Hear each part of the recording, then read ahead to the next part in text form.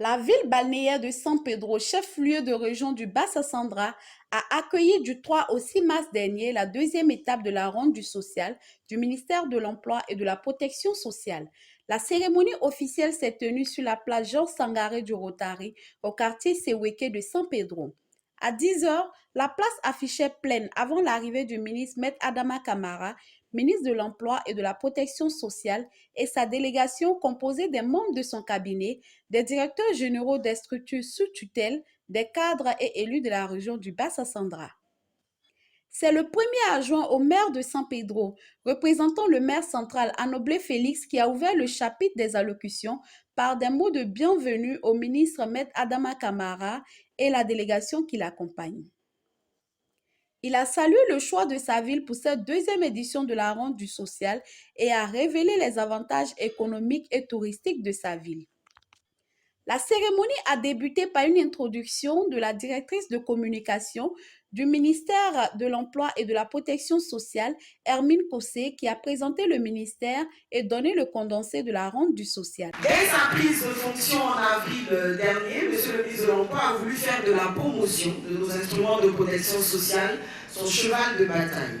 C'est pourquoi en novembre dernier, en marge donc de la célébration de la Journée internationale des personnes âgées à 20 voix, Monsieur le ministre a lancé la première étape de la ronde du social. Et la ronde du social, c'est la sensibilisation des populations pour l'adhésion de ces populations-là donc aux instruments de protection sociale mis en place par le gouvernement. La ronde du social, c'est également la distinction d'entreprises engagées dans la protection sociale. La ronde du social, c'est aussi l'appui matériel et financier aux personnes vulnérables et indigentes. La ronde du social, c'est aussi une série d'activités que vous verrez se dérouler durant les 5 jours que le ministère de l'Emploi et de la Protection sociale passera dans cette belle ville de San Pedro.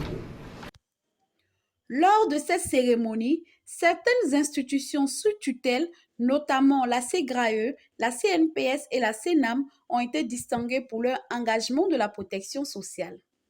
Donc, ça fait beaucoup de fierté que je te remets ce premier prix d'entreprise citoyenne.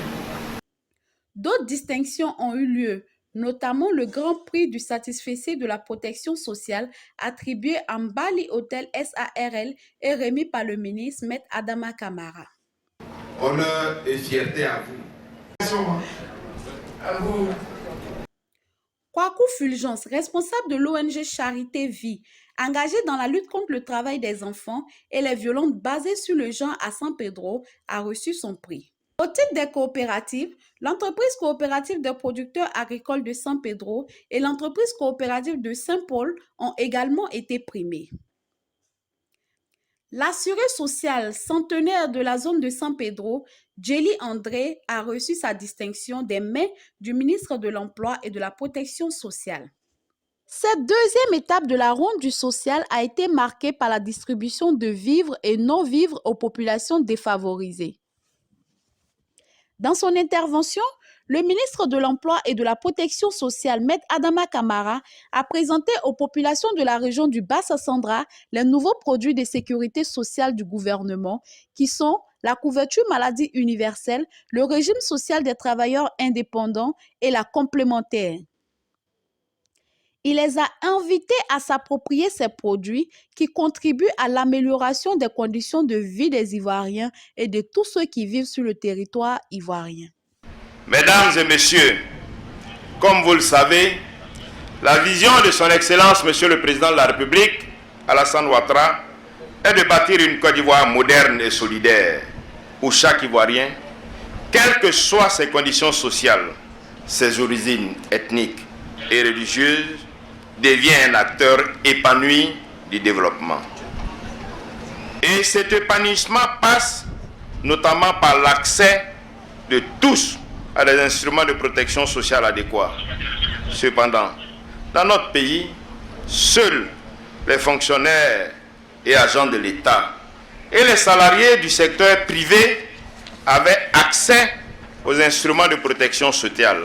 C'est-à-dire, seuls ces derniers avaient par exemple des assurances pour se soigner ou encore une pension que la CNPS ou la CGRAE leur payait lorsqu'il partait à la retraite.